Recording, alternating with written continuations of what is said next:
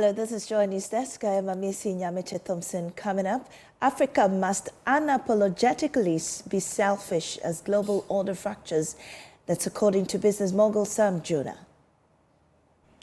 This is the moment for Africa to be selfish, unapologetically so, boldly selfish in pursuing our interests. No more deference to distant agendas. No more exporting raw material potential while importing finished dependency. We also hear from President John Dramani Mahama pushing for industrialization of our economy, especially agriculture. In Ghana, we're deliberately shifting from a commodity export model to a value-added economy, prioritizing agro-processing, manufacturing, and industrial clusters that are aligned with our natural advantages. We have more from the Africa Trade Summit. We'll also continue our conversations with the various camps in the New Patriotic Party regarding Saturday's presidential primary. Today, we speak to Kwesi Kwarteng, who speaks for Kennedy Ejapong.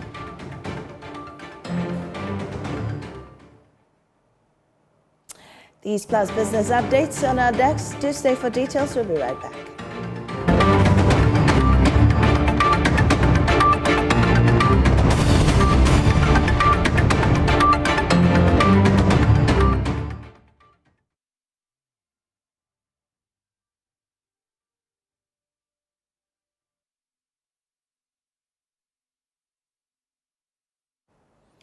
And we start from industrialization. Africa must industrialize. That was the unmistakable message from the Africa Trade Summit, where former President John Dramani Mahama and business statesman Sir Sam Jonah delivered a stinging indictment of the continent's continued dependence on raw material exports. President Mahama insisted that industrialization must be driven by deliberate state action, deeper regional trade, and aggressive value addition. Echoing that urgency was Sir Sam Jonah challenging African leaders to break the cycle of exporting raw resources while importing finished goods, warning that without bold investment in manufacturing skills and infrastructure, Africa will remain exposed in an increasingly competitive global economy. We'll hear from both gentlemen shortly, but first, Executive Director of the Africa Trade Chamber, Benedicta Lassie, breaks down the hard numbers behind Africa's import bill.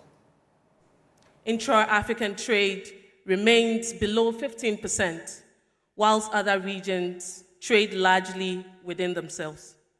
Last year, Africa spent over $80 billion importing food, much of it derived from crops grown on African soil. These outcomes are not accidents, ladies and gentlemen. They reflect how production is being organized and capital is being deployed, and how policy has been aligned or misaligned with industry. The African Trade Chamber was created because three questions could no longer be ignored. First, why do African economies generate enough growth without generating enough industrial jobs, competitive businesses, and resilient exports? And what precisely is broken in the way industrialization is organized?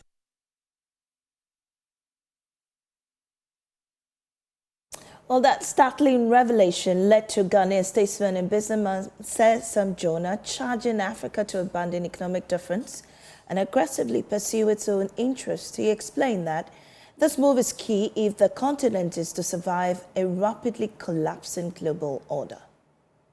Industrialization is not a luxury.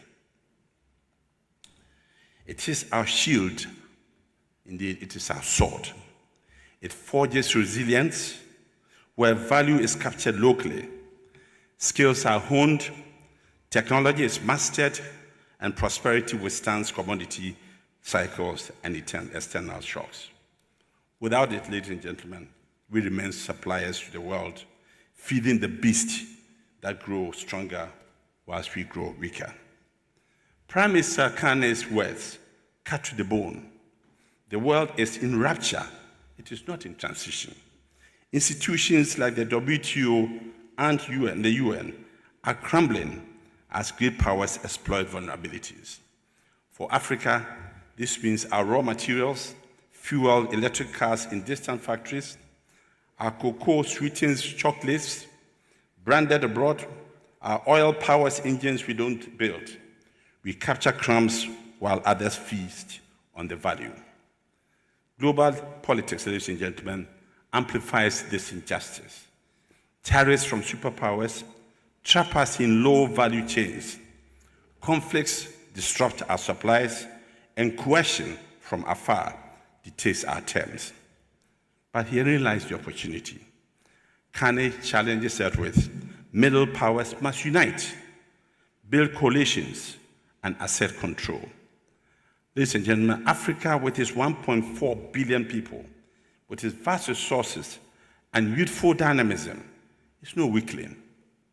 We are the emerging force that can redefine the table, or we will risk being served upon it.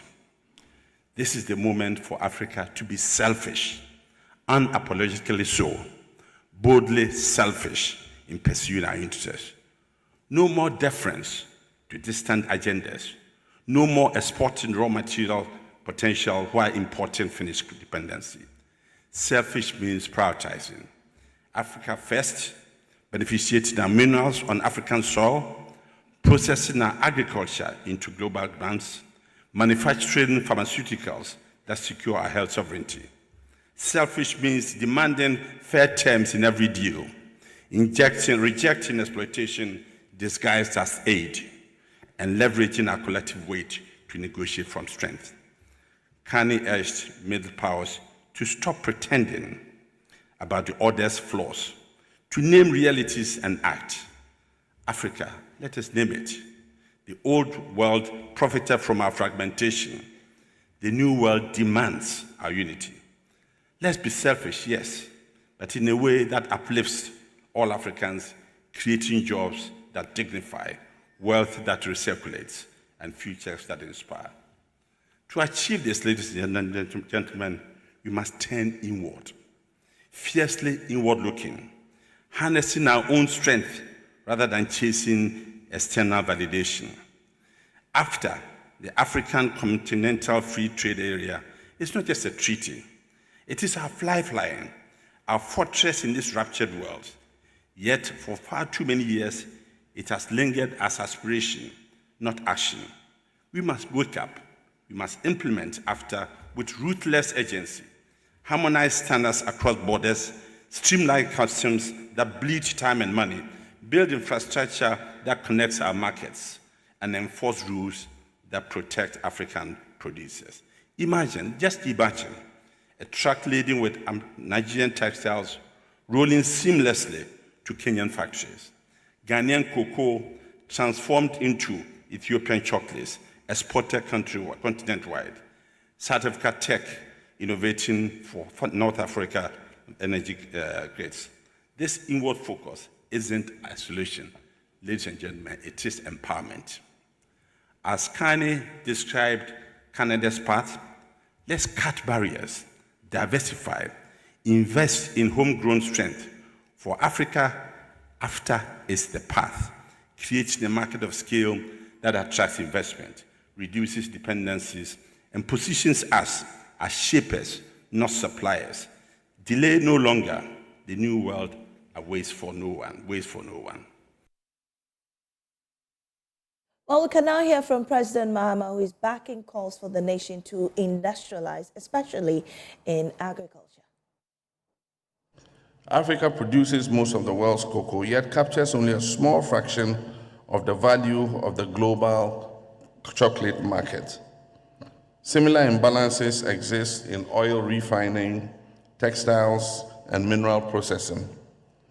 Beneficiation alters this equation by creating domestic industries, reducing imports, and increasing export earnings. Across the continent, encouraging progress is underway. In Ghana, we're deliberately shifting from a commodity export model to a value-added economy, prioritizing agro-processing, manufacturing, and industrial clusters that are aligned with our natural advantages. As part of our reset agenda for economic transformation, we're looking to add value to our exports, such as cocoa, cashews, oil palm, cassava, petroleum, gold, manganese, bauxite, etc. And on the issue of resource sovereignty, we must break the colonial mode of large foreign-owned concessions, extracting value for the benefit of foreign interests and entities while Africa remains in poverty. And as Sam Jonah said, we must be boldly selfish and claim a fairer share of our natural resource endowments. Well, joining me in this conversation is CEO of AGI, Seth Chumakwabwa. We're grateful for your time. I believe you've also been listening into this conversation ongoing at the Africa Trade Summit. Well, Sam Jonah says Africa must stop, exporting raw materials and be selfish in putting value to our resources. From your perspective, what exactly is stopping Ghana from doing so on a large scale? Well, thank you very much, and thanks for having me. I think that, first of all, it's a good call by the speakers.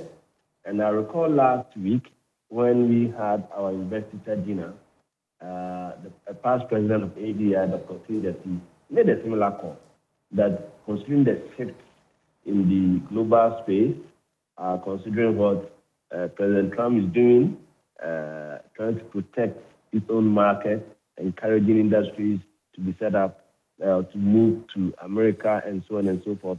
Every country seems to be in that space of trying to protect their industry a little bit. Now, so the call by Sam Jonah and His Excellency the President that we should look inward also, look at agriculture, look at industry, and make sure that we support local industry to grow.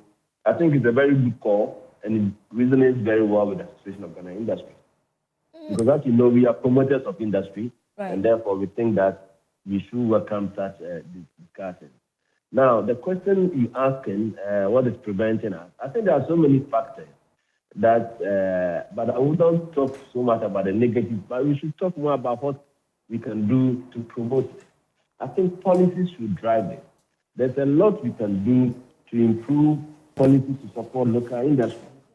They are now coming from various parts of the world to enter our market and entering the market through maneuvering the system and declaring the volumes they are bringing, and declaring the values and paying very little duty, making them more competitive than locally produced ones. Then you are putting your market in the hands of people. So we need to tackle the policy aspect. And it's not just the policies we develop. It is also the strategies we use in enforcing some of the regulations we have. So if you're able to police our market very well and prevent influx of goods that are not coming through the right route, then we are going to help improve the market for Ghanaian industry. The other aspect of it is that you need to also develop the capacity of local industry. Because if you create a market opportunity for them, and they don't have capacity to supply, and then to export to other African countries, then we have a challenge. When we talk of continental free trade, I think over 95% of the trade is in goods. Service constitutes a small part of it. Significant part of it is in goods. And the goods means that you're actually trading in physical commodities. Those commodities must be produced. Well, on that scale, so what does government need to do differently? What deliberate action should go into ensuring that is achieved? Even factories surviving, yes. Yes, so first of all, we need to identify products that we have comparative and competitive advantage, because we cannot be master of all products. So the few products that we have local capacity to produce, let's make sure that we support companies producing it and deepen the level of value addition. Some of these products are being produced, however, we import the bulk of the raw material. So the level of value addition is small. And if the level of value addition is small, your real value you get in terms of job creation, additional tax, additional income, additional revenue is not that high. So if you're talking of agricultural products, developing the value chains for agriculture to reduce the cost of the input is very important, and that is something government can do. And I know government program for agriculture speaks very well today. It's a question of how well we implement it. I know that the 24-hour economy project also have plans on these. And I believe that if they're able to implement the plans very well, because in this 24-hour economy project, they are selecting specific products in the value chain that they think we can develop. So I think the ideas are brilliant. Let's see how well we work on it. And for products that we are already producing, and we think that we have local capacity, we prevent such the import of similar products from unfairly competing with market. I mean, if you take products like cables, we have cable companies in Ghana that are producing high quality everywhere in the world. Because that is undermining local production. If you take even palm oil, the volume that we are producing, palm oil processes, they don't even get enough of the crude. Indeed, some of the big companies are importing so much volume. So what do we do to ensure that the ones that we are producing here, we have adequate market for it and we prevent unfair competition? Right. We have it in several other areas like the sanitary part, even the rubber products, foam products. We are allowing import of second-hand foam mattresses when it's completely against the law. Go to the market today, a lot of products we are selling in this area, it's all second-hand import. You know what? Second-hand import to come into the market, but you're unable to enforce it. So local producers have been as competent in the market, and they are struggling. So we don't need to change so many things. Even the policies we've developed already, the laws we have, if we're able to enforce it, that alone will make a big game changer for the industrial sector. And you talk about markets. Also key is regional trade. Is the Ghanaian industry really benefiting from AFTA? I would say yes and no. Yes, in the sense that the potential is there. Some manufacturers in Ghana are exporting to some of the countries, but the volumes they are doing, I don't think it's big enough. And like I said, if you are trading the AFTA arrangement, the bulk of your trade is in goods. If you are not producing export, you are producing to a very competitive pricing level, then you still cannot export. So the potential is there. And I know under the Ghana Export Promotion Authority has over the years tried to promote some of these, establish an export trade house in Kenya and then make Ghanaian products. But how are we able to do it? So I think we have a long way to go. In West Africa, Ghana happens to be one of the main manufacturing countries, so we have a lot of potential. By entering even other... Hello, Mr. Kwawa, can you reposition yourself? Yeah. I'm losing you. Oh, I'm literally sitting at something. Okay.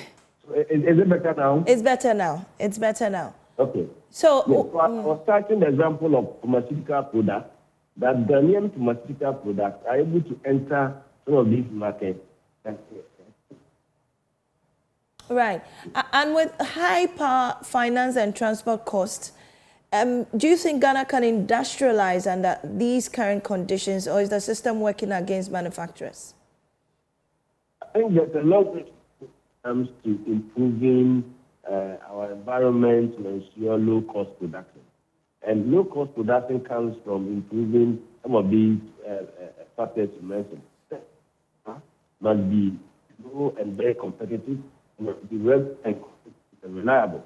You need the volumes and you need the quality of power to attract the right kind of industry. I mean, the steel industry, the power comes to about 30% of their cost of production. So if you don't have a very strong power sector that gives competitive tariffs, they are unable to produce and compete because the cost of the product becomes too high. Because you are competing with a country like China, where power is being sold at 4 cents per kilowatt hour. And in Ghana, we are paying 10, 12 cents. So you become uncompetitive right from the word book. So you are right, we need to improve some of these. Cost of finance has always been a challenge. Today, because of the stability that the macroeconomic environment that we are enjoying, with policy rates and gradually the interest rates coming down, I think the macro environment continues to likely that we will have an improved business environment, bring the cost of production down. We also need to look at our raw material cost. Raw material cost, because we import the bulk of it, and we are not developing the value chain very well, it means that of the raw material is at the mercy of foreign market. So if you're able to develop those that we can conveniently develop here, we end up reducing the cost of the input. And when we reduce the cost of input, we really need to look at the cost, the key drivers of the cost, and we work on them and improve, and then we can be more competitive in the African market. All right. I'm grateful for your time, said Chuma Kwaboy, CEO of Association of Ghanaian Industries.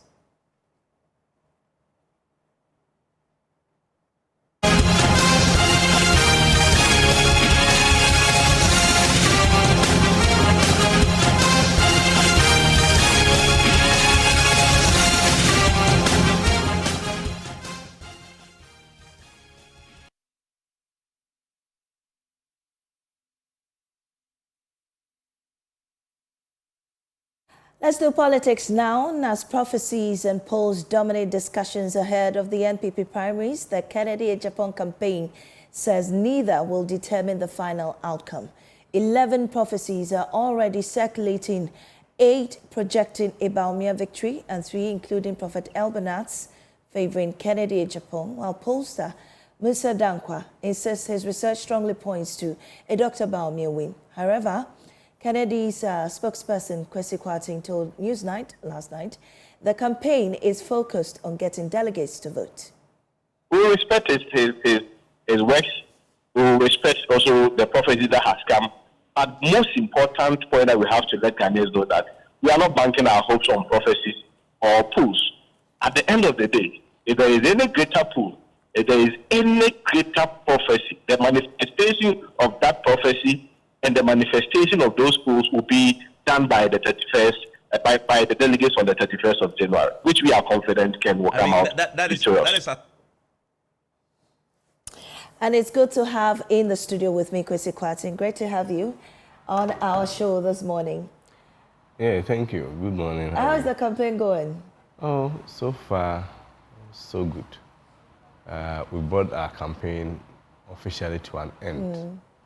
Especially in terms of our visitations to the constituencies and our delegates. You know, our campaign was structured in 3 phases, where Ken himself visited the delegates and sold his message of hope, his message of rescuing the party.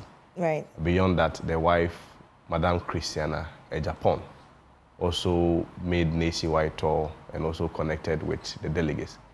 And I had the opportunity to also join Honorable Irena Toshiado. You recall, she was also formerly with Dr. Baumia, but this time around she also switched camp. She's seen the wave.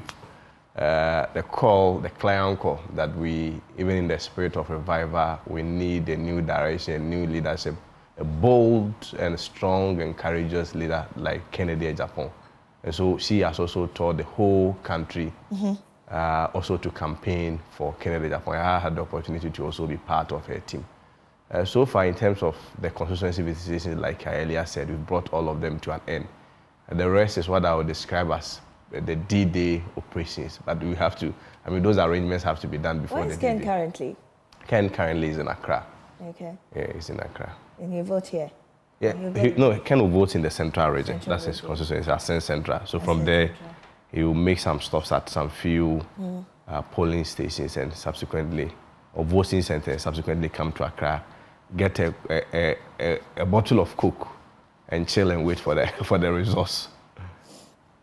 Well, prophecies are everywhere, mostly predicting a Baumia win. Does the Kennedy Japan campaign believe religion should play a role in him winning this primary? Contrary to this narrative, most prophecies actually favors Ken Ohene Japan. Maybe it depends on how you people recorded it. But if you had taken it from about 6 months, 8 months, a year ago, we realized that most of the prophecies really project Kennedy Japan to win. But of course, I mean, just like the polls, you may also have contradictory accounts or narrative. The same as the prophecies, the same God speaking in 2 different languages. Today, you have people saying Dr. Bawumia will win. Tomorrow, others are also saying Kennedy Japan will win. I'm yet to hear anybody say my former boss will win, but who is your former boss? Dr. Duchum or Engineer Kennedy Japan. But I mean, the principle is one. It's a 2-horse race. No two ways about that. We acknowledge that Dr. Bawumia is our main competitor. He's a man to beat. But we've run a very solid campaign, arguably the best campaign ever run by any flag bearer hopeful so far as our political history is concerned. When you say you run the best campaign, what do you mean? I mean, in terms of messaging, so far we are the only team that has demonstrated that we have a message that we are selling to the delegates. Kennedy Japan has been consistent and very clear. Like, give me power, how do you call it? Give me the vote and I'll give you power. So Kennedy Japan has always been consistent that if you give him the vote, he will give you power. But beyond that, he goes beyond power and then make a national promise, a national message. And that message is jobs, jobs, jobs.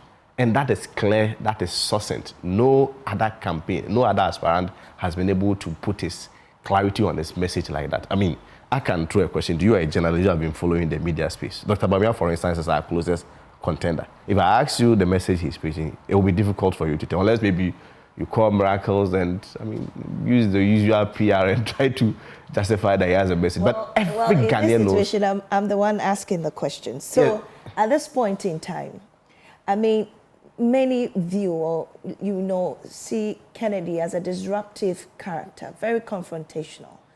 If he should win the primary, how is he going to, with that kind of character, prevent a division in the party?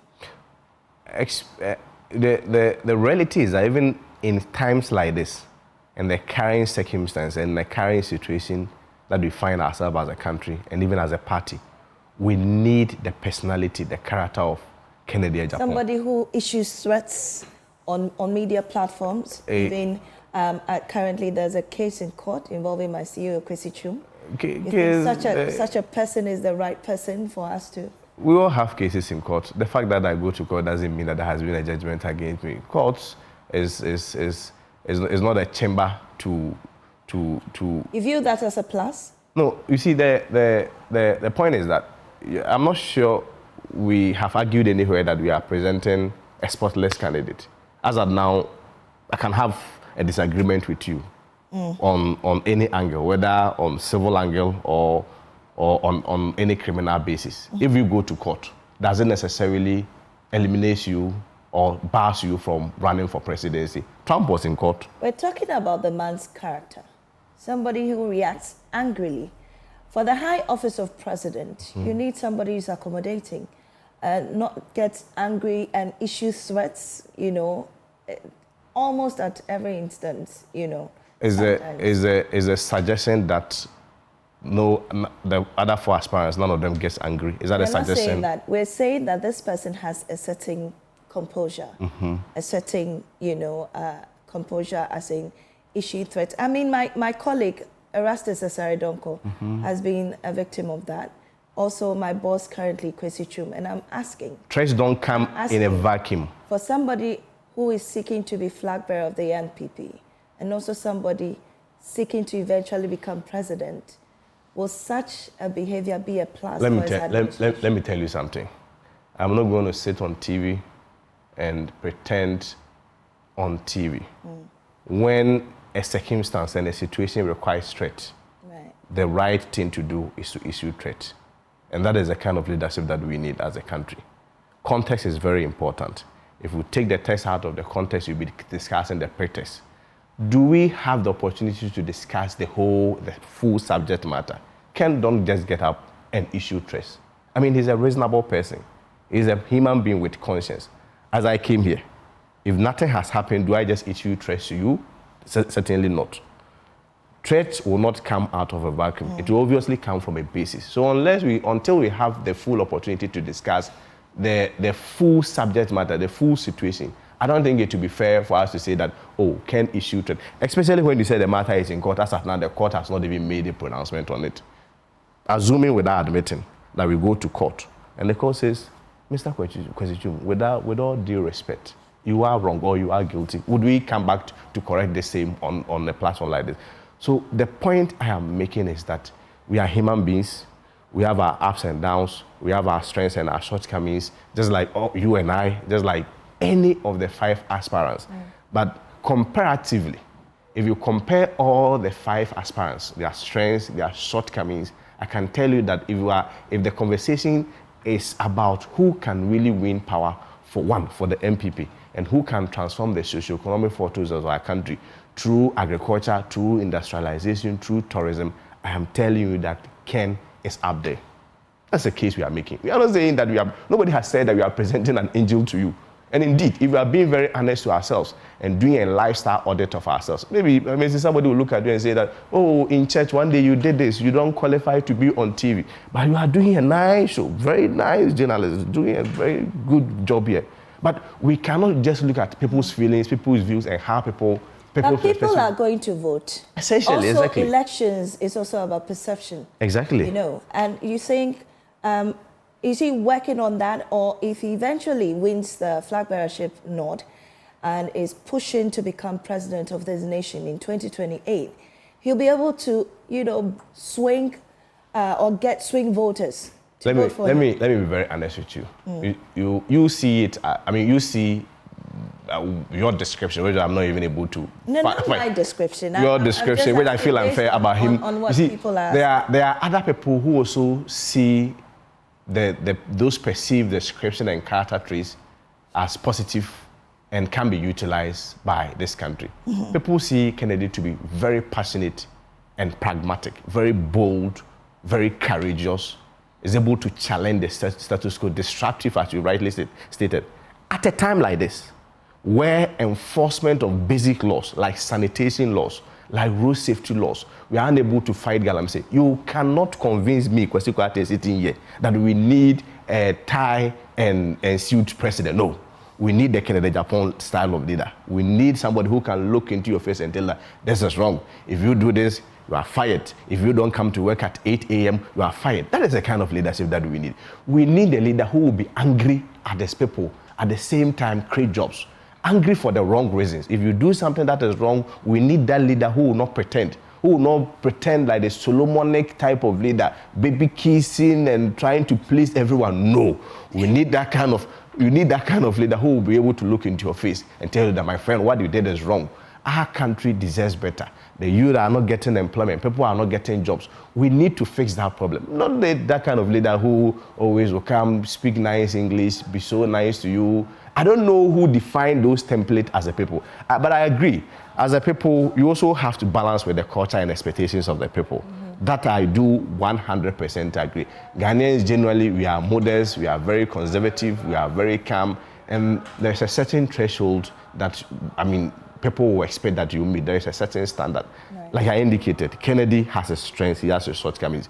I also know other candidates. People may see them as calm, but I've also had the opportunity to speak to people who say, no, they are weak. Those candidates are not able to challenge the status quo. Those candidates will just sign anything. Those candians will collapse the economy. What are you talking about? Oh, I said other candidates. don't force me to get some bites. We are in the last phase of our campaign. But the principle is what is important. The principle is that ultimately, if you compare all the other candidates, you get strengths, you get their shortcomings. But at the end of the day, when you do a comparative analysis, you realize that at a time like this, the person that our country needs to fix the highest and the most basic problem that confronts us as a country, problems of corruption. Kennedy Japan has been in public service for how many years now? 6-term member of parliament. People have accused him he's doing contracts. Yes, nobody runs away from that. He has been getting contracts from different governments, even both MPP and NDC. But has there been a situation, even once, where anybody has said that, oh, Kennedy Japan took this contract, has there been a situation where anybody has said that? There are also critics who say that he's not really brought development into his constituency. They said what? He's not brought development. He makes a lot of noise about what he does, the money he has, the companies he's built. has not really brought real development to his constituency. Well, what is the measure of real development? Because me, so far as I'm concerned, I am aware of schools that he's built with his own money. I am aware of his foodland factory. In his constituency? In his constituency, yes. I am aware of his foodland company. Of course, you may mention personal support that he's giving to people in terms of supporting their education, in terms of supporting them to build them out, establishing business and other things. Those ones I offered, I cannot make those references, unless maybe I have the opportunity to come back again.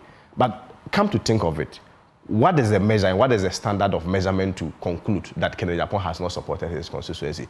Kennedy Japan is running with his closest contender, Dr. Bawumia. Take Asen Central, also take Wale Wale, and let's do a comparison. Dr. Bawumia has been around for the past 16 years. 8 years as a running mate and 8 years as a former vice president, right? Kennedy Japan has also been around for 24 years as a former MP. Let's compare in terms of development rate, Asen Central and Wale Wale, in terms of the impact of these two personalities in their respective constituencies. Then we'll be able to make a fair judgment. Other than that, we'll just be making assumptions and speculations. We may not necessarily be situated within a proper context, but the proper context is, if we say Kennedy Japan has failed to develop Asen Central, compared to what? Compared to his closest contender. Who is his closest contender? Dr. Bawumia, who probably even had a higher position, a higher recognition, and a higher responsibility. Let's compare to him. Let's compare Wale Wale to Asen Central and see which place has been developed. So the polls point to Dr. Bawumia, as you rightly acceded, that he is he's leading the polls. Some of them. He's leading the polls. Some of them. He's leading the polls. Some of them. At least the figures we've seen so far, he's leading the polls. Even you admitted just this morning that he's the man to beat. So I'm asking you. I mean, certainly, because he's our closest contender. So if it happens that Dr. Bawumia wins the flag bearership race, will your camp admit defeat and also support his bid to become, president? Elections has two outcomes. There is no middle outcome in election. It's either you win or you lose. At the end of the day, you still have a party to protect, right, a country to develop. And I can sit on your TV and I'll show you that Ken has that track record, that even when he loses elections, he comes around to support not only the party, but the candidate. I give you the very recent example. If you recall, in 2023, even after Musa Dankwa has projected Ken to get 17%, when Ken, in fact, pulled 37%, which the media has still not discussed. And I personally believe that the weight the media has placed on Musa Dankwa, the data does not support it, is overrated. But now let me come to let me come to the substantive point. The substantive point I am making is that when Ken lost, he personally picked the phone, called Dr. Bawumia, approached him, asked him the role Dr. Bawumia wants him to perform in his campaign. And Dr. Bawumia subsequently asked him that he should join NAPO, his vice presidential candidate then, to tour the country. Kennedy Japan, from his own pocket, donated at least 100,000 Ghana cedis to 100 constituencies from his own pocket. This does not come from the party's funding structures. So, I mean, when people ask that, will this guy come around, assuming without admitting he loses, I refer them to that track record, that proven track record, the track record that Ken has always been leading most of the reconciliation efforts in our party. Recall the Fobina incident between Honorable Esiama and then the chairman there. It was Ken who led that reconciliation effort. So Ken has demonstrated that in terms of having that track record to unite the party, he has it. And the classical example and a very recent example is the 2023 one. So I always say that this question, maybe it's because I'm on the set, that's why you're asking me. But the best recipient of this question should be the Dr. Bawumia camp. Whether or not after 31st of January, when they experience the shock of their life, especially when the party's delegates have taken an entrenched position to take a new path in a new direction, they would rather join Kennedy Japan to come. The reason is that they feel Kennedy Japan is unbefitting. They feel Kennedy Japan is unpresidential material. But recall the case of David. David's ascension to the throne, in the biblical analogy, they also did not come unopposed. Now you're referring to religion. I mean, because I'm a Christian. Initially, you said you're not the prophecy that came? No, I said that in actual sense, most of the prophecies actually favors Ken. But look, like I indicated in the voice that you played, as a team, we do not bank all our hopes on prophecies. Okay. I have been a science student throughout. It's very recently that I moved a bit to the humanities. I've been a science student as well. Okay. So I believe in research, I believe in science, I believe in data. But I also know that science and data may not necessarily be absolute, especially when the methodology may have its own criticisms.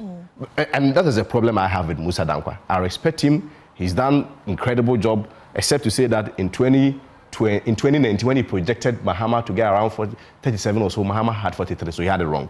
Then 2023, he gave Ken 17%, Ken actually did 37%. And if you recall, the Akwetia one, he stood in the middle. He made projections in favor ahead of the election. The poll that came, it was in favor of the NDC candidate. But when he realized it was then tight, he also did an exit poll. So he stood in the middle, so that if it goes right, he is there. If it goes left, he is there. But what is the point that I'm making? The problem I have with him is that when you are a researcher and you put out a data, those are people's opinion that you feel that can reflect on the DD. You don't personalize it and make it look like, oh, I put my 7 years experience on the line. Which 7 years? I've given 4 key researches that you've done. You failed in 3 of them. So what is this whole point about 7 years integrity on the line? You don't personalize it. You just put it down there that this is what the people are saying, this is what the data is saying. But when you make it so personal, people may feel that beyond that you have different agendas. Musa Dankwa has come his own Dr. Evans. I've also seen that of also favoring Ken. I've also seen that of Sanity Africa also favoring Ken. I've also seen one APL also favoring Baumia. So these are contradictory positions depending on their methodologies. And of course, when it comes, it's the prophecies that I'm a bit shocked that the same God, different accounts. But look, my Messi, yes. I have had the opportunity to sit under the administration of Prophet L. Bernard Nelson. At least in 2017, I was there when he prophesied about Babu's incident to Babu's daughter. I was in that particular day. 4 years later, the prophecy manifested. So I have no basis to doubt him, especially as a Christian when the Bible says that believe in my word and believe in my prophets. I have no basis to doubt him. But like I indicated, whether the polls are right or whether the prophecies are right, now people are saying the lesson is between Musa Dankwa and Bernard L. Bernard. At the end of the day, it's a 211,000 plus delegates that will make the decision. They are the key makers. They have the power to make a decision. And we have that confidence that they are poised for change and they are going to vote for Kennedy Japan. So in 20 seconds, I want you to give us an elevator speech of those who are still critical about Ken's winning this poll. How can you sway their minds to vote for Ken? You know the bigger problem? The bigger problem is that you made Musa Dankwa's poll like the constant poll. There are other polls that is also favoring Ken. So which of them are you discussing? That's not what I'm saying. You are discussing the general... We actually did an aggregated poll, considering all the other polls that you mentioned, and even some. And we realized that at the end of the day, majority of them goes for Dr. Baumia with about an average of 51%. So let's just, stay with that.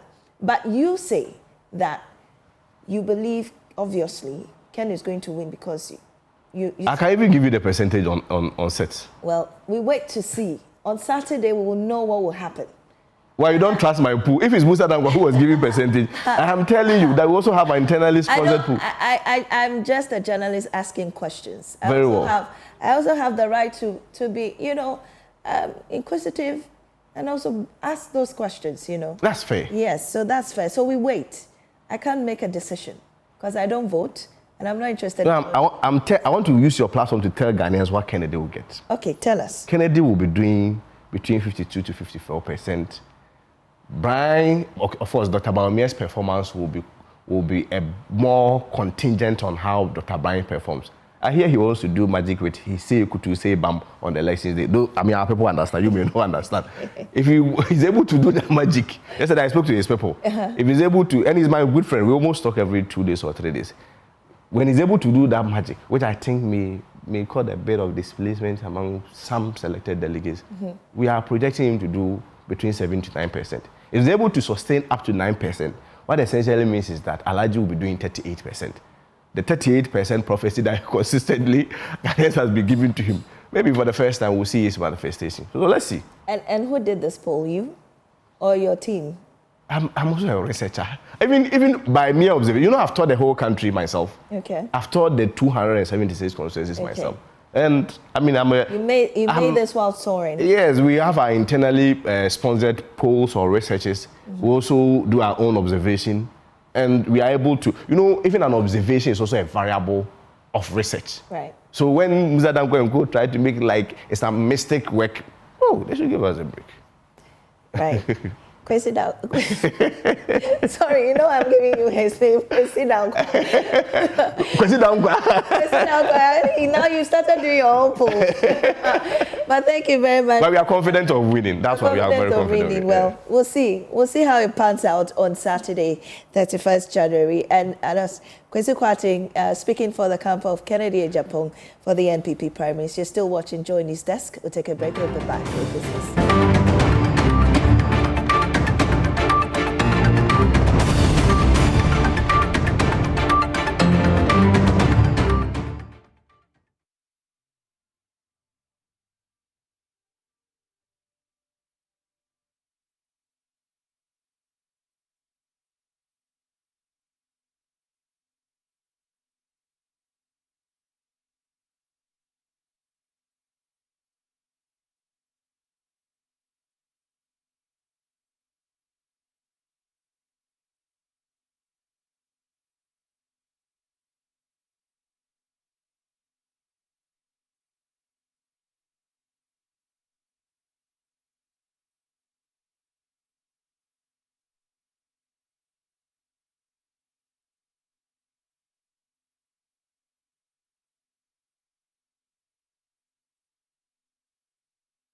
You're welcome back. I am Michelle Ejekum. Let's settle for some business stories.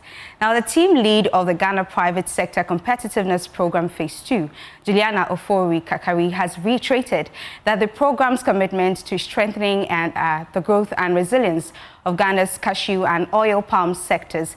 Now, speaking at the training workshop for small and medium scale enterprises on quality, certification and standards, she noted that unlocking the sector's full potential requires inclusive and sustainable growth driven by improved trade and competitiveness. The Phase 2 Ghana Private Sector Competitiveness Program Training on Quality, Certification and Standards is designed to support agribusinesses in the cashew and oil palm value chains to comply with internationally recognized standards and certification requirements. The initiative also seeks to enhance market readiness and expand trade opportunities for participating SMEs. Speaking to journalists, team lead for the program, Juliana Ofori-Kakari, reaffirmed the program's support for agribusinesses to access new and competitive markets. In 2025, we had the call 2, and going through the applications, we noticed that quite a number of them are applying for certification, and therefore there was a need. We noticed that the process for which they are asking for the grant may not be able to support them to be able to qualify for certification. And as the program is to build and to improve the lot of businesses in the area of cashew and oil palm processing, we saw the need for us to orient, educate, and also for them to be able to align with the international standards, because we are talking about market penetration, and we are talking about meeting the global market environment. Private sector development and trade specialist at the Swiss Embassy, Charlotte Esinam Afudego, pledged continued support for small and medium-scale enterprises, including the provision of grants to help accelerate their growth and competitiveness. But this time around, we have added a component of funding. We are giving out grants to some of these SMEs because, yes, they know about standards, but it also comes with cost. So we have a component where we are adding some funds to them to be able to help them meet some of these basic standards. We also have some standards in HACCP. It's expensive, but if they have access to some of these grants, it then helps them to be able to implement. The Ghana Private Sector Competitiveness Program Phase 2 is supported by the Swiss State Secretariat for Economic Affairs and is being jointly implemented by NIRAS International Consulting and ProForest. Away from that, government is intensifying its efforts to clamp down on illegal transportation and smuggling of the country's tree crops to and from neighboring countries following the passing out of 85 persons as compliance and enforcement officers. The officers forming the maiden cohort under the Tree Crops Development Authority are expected to fight unfair trade, illegal imports and exports of the crops while enforcing payment of statutory levies and taxes. The move is expected to eliminate illegality, promote fairness, and ensure sustainable growth across the tree crop value chain as Ghana sets to harness the sector's economic prospects. Emmanuel Bright-Kweku has more. The officers, comprising 70 males and 15 females, underwent rigorous months of physical and knowledge-based training on the legal mandates of the Tree Crops Development Authority. Ghana's cashew, coconut, oil palm, rubber, mango and shea value chain continue to face myriads of challenges impacting their growth to support the local economy. Owing to the persistent influx of imported crops to the defiance of regulatory requirements, Ghana is yet to reap off the economic prospects of these sectors. The deployment of the officers is expected to complement efforts in fighting against illegal and unregulated activities in the sector. Eric Opoku is the Food and Agriculture Minister. A critical aspect of this mandate is the fight against illegal and unregulated activities, including illicit importation of vegetable oil and other practices that undermine local production and threaten the livelihood of over 1.2 million Ghanaians engaged in the oil palm, cashew shea, and rubber sectors. This compliance and enforcement unit is not intended to intimidate, but to educate, protect farmers and investors, enforce standards, and restore confidence in the sector. The sector minister further highlighted the government's commitment to improving the activities of the authority to significantly contribute to the Agriculture for Economic Transformation and Feed Ghana initiatives. Government's Agriculture for Economic Transformation agenda and the Feed Ghana program place TCDA at the center of efforts to supply raw materials for local industry.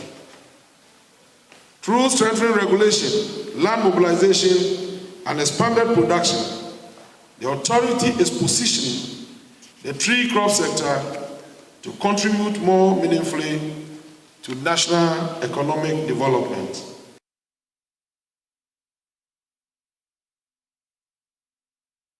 And that'll be all for business. I am Michelle Ejikum, the small business news when you log on to myjoyonline.com. I'm Yesi. Thank you, Michelle, for business news. That's how we end this edition of Joy News Desk. We're back tomorrow. Good morning.